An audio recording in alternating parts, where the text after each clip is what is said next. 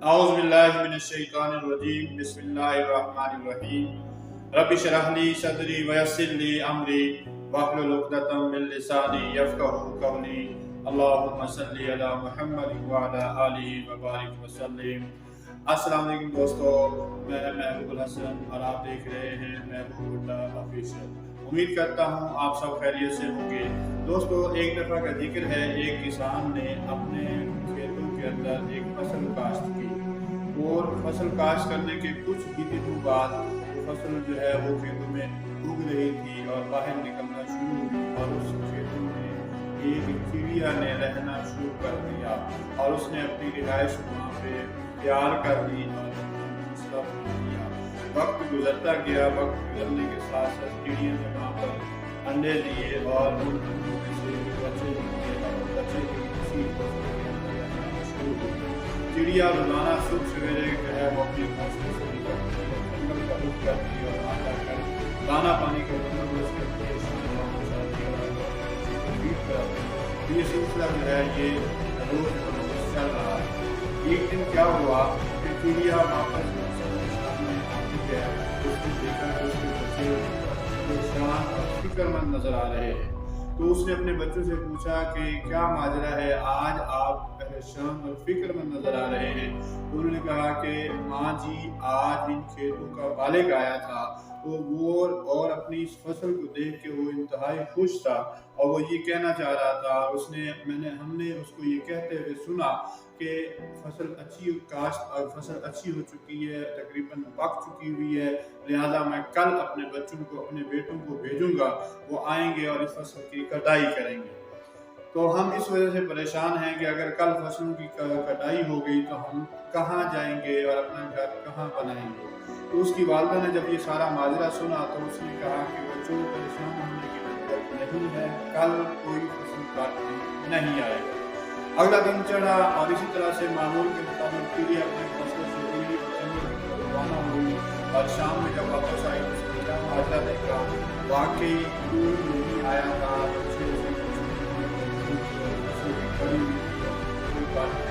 نہیں آیا۔ اسی طرح کچھ وقت گزرا، کسان پھر دوبارہ اپنے کھیتوں پر آیا، اس نے کہا کہ بھئی بہت دیر ہوتی جا رہی ہے، اب تو میں مزید دیر نہیں کر سکتا، لہذا میں کل جو ہے مزدوروں کو بھیجوں گا اور وہ آئیں گے اور اس فصل کو کاٹیں گے۔ تو جب اسی دن شام میں چڑیا واپس آئی تو بچے ایک مرتبہ پھر سے پریشان اور فکر مند تھے، تو اس نے پھر وہی پوچھا کہ بچوں کیا ماجرا ہے؟ تو بچوں نے کہا کہ ماں، آج کسان پھر آیا تھا اور اس نے اپنی فصل کو دیکھا اور کہا کہ اب میں بہت لیٹ ہو گیا ہوں، اب مزید فصل کو لیٹ نہیں کر سکتا، لہذا کل میں جو ہے وہ اپنے مزدوروں کو بھیجوں گا اور وہ آئیں گے اور فصل کی کٹائی کریں گے۔ تو معمول کے مطابق چڑیا نے، والدہ نے وہی جواب دیا، بچوں، فکر مند ہونے کی ضرورت نہیں ہے، پریشان ہونے کی ضرورت نہیں ہے، کل بھی کوئی فصل کاٹنے کے لیے نہیں آئے گا۔ اگلا دن چڑھا، معمول کے مطابق چڑیا جو ہے وہ اپنے دانا پانی کا بندوبست کرنے کے لیے جنگل کی طرف روانہ ہوئی، اور شام میں جب واپس آئی تو وہی منظر دیکھا کہ کوئی فصل کاٹنے نہیں آیا تھا اور بچے خوش بیٹھے ہوئے تھے، اور اس نے آ کر اپنے بچوں کو فیڈ کرایا۔ اس طرح یہ سلسلہ چلتا رہا۔ کچھ دن گزرنے کے بعد وہی کسان آیا، اس نے آ کے کہا کہ اب تو اگر میں نے اب فصل کی کٹائی نہ کی، یہ گل سڑ جائے گی اور خراب ہو جائے گی، لہذا کل میں خود آ کے اس کی کٹائی کروں گا۔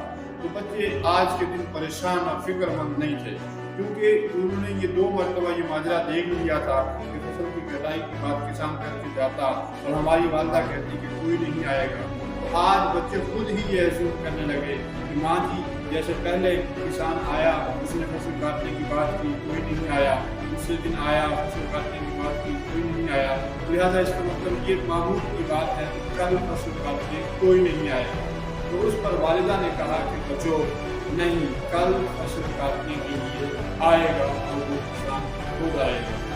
تو اس پر اس نے بھی اپنے بچوں کو لیا، اتنی دیر میں بچے اڑنے کے قابل ہو چکے تھے، تو اس نے اپنے گھونسلہ شفٹ کیا اور چلی گئی۔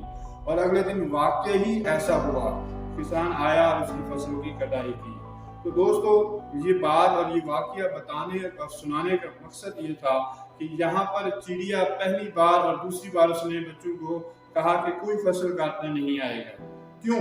کیونکہ اس نے یہ انالائز کر لیا تھا کہ کسان نے پہلی بار کہا کہ میں اپنے بچوں کو بھیجوں گا، اپنے بیٹوں کو بھیجوں گا، فصل کاٹیں گے.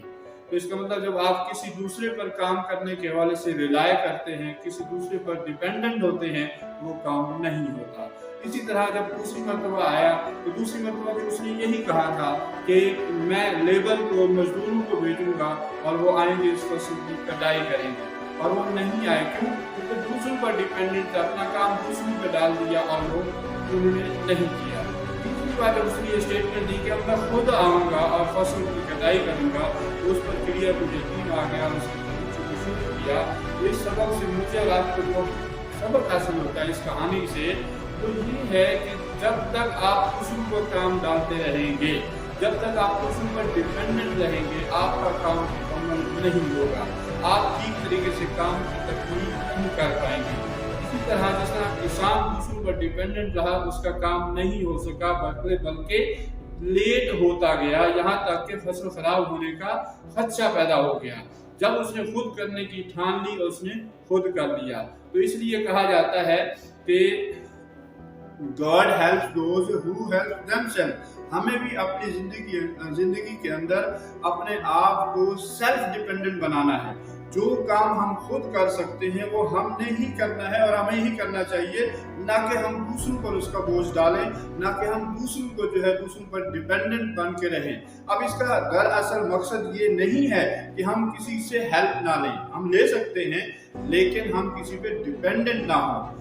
God help those who help themselves. اللہ بھی ان لوگوں کی مدد کیا کرتا ہے جو اپنی مدد آپ کرتے ہیں. اس لیے آج کے بعد آپ بھی اس سے سبق سیکھتے ہوئے اپنے کام کو خود کرنے کی کوشش کریں.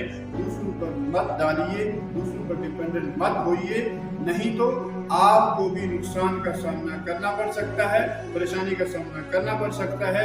اس لیے don't put till tomorrow what you can do today. جو کام تم آج خود کر سکتے ہو اسے دوسروں پر اور کل پر مت چھوڑیں. Thank you very much. بات اچھی لگی ہو تو اسے دوسروں تک پہنچائیں. اس چینل کو زیادہ سے زیادہ سپورٹ کریں. Thank you very much. السلام علیکم ورحمۃ اللہ.